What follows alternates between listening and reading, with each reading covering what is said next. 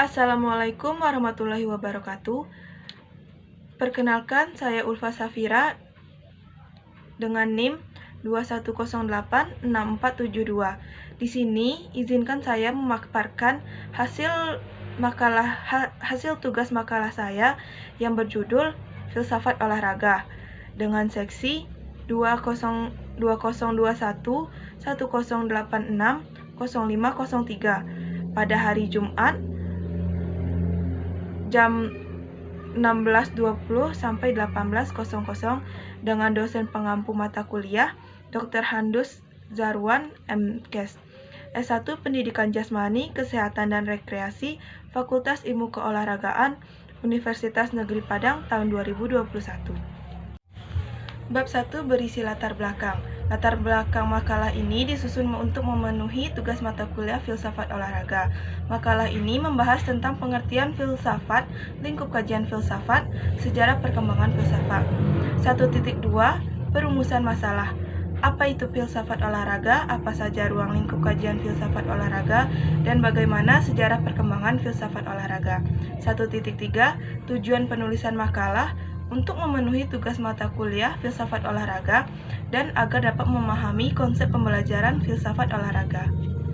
Bab 2 Pembahasan. Pengertian filsafat olahraga secara etimologis. Kata filsafat merupakan kata turunan dari filosofia dalam bahasa Yunani.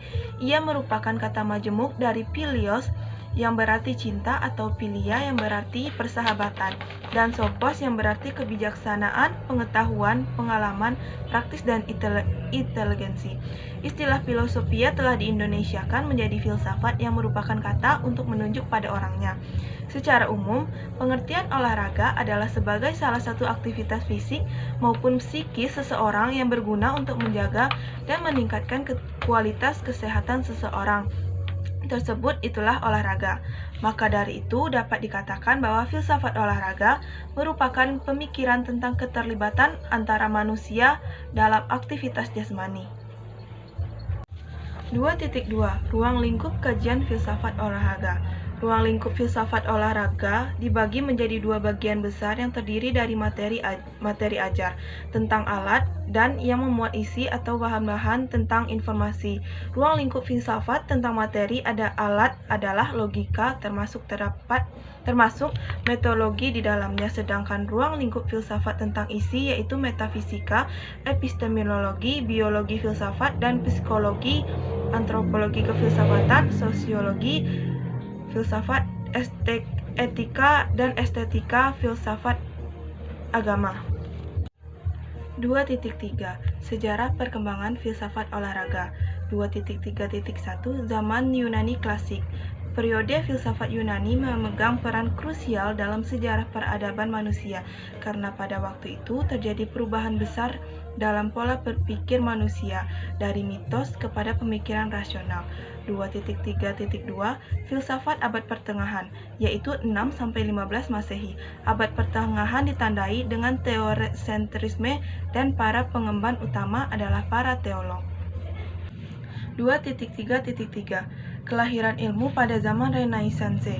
Zaman Renaissance ditandai oleh zaman kebangkitan dan kelahiran kembali perkembangan peradaban, seni sastra, dan pada masa lalu sekaligus aman terbebasnya pemikiran manusia dari berbagai ajaran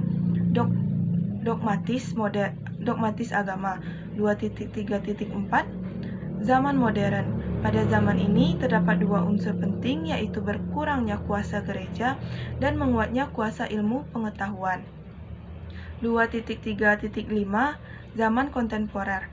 Pada abad ini, tugas filsafat bukanlah membuat pernyataan-pernyataan tentang sesuatu yang khusus, tetapi menyembuhkan persoalan yang timbul akibat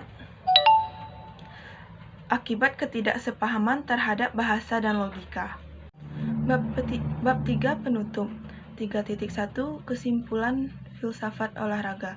Seperti filsafat pada umumnya, berusaha untuk memahami hakikat, mempersoalkan sesuatu isu-isu olahraga secara kritis, guna memperoleh pengetahuan yang paling hakiki dalam bidang keolahragaan. Dengan belajar filsafat olahraga, dapat diharapkan didapatkan solusi-solusi pemecahan masalah-masalah keolahragaan pada masa ini, sehingga olahraga pada masa yang akan datang semakin diterima di dalam hati setiap insan manusia. 3.2 Saran. Penulis sangat berharap dengan adanya filsafat olahraga ini, banyak orang yang mampu mengartikan olahraga dengan kesenangan saja, melainkan mengartikan bahwa olahraga juga mempunyai manfaat dan kegunaan hal yang positif.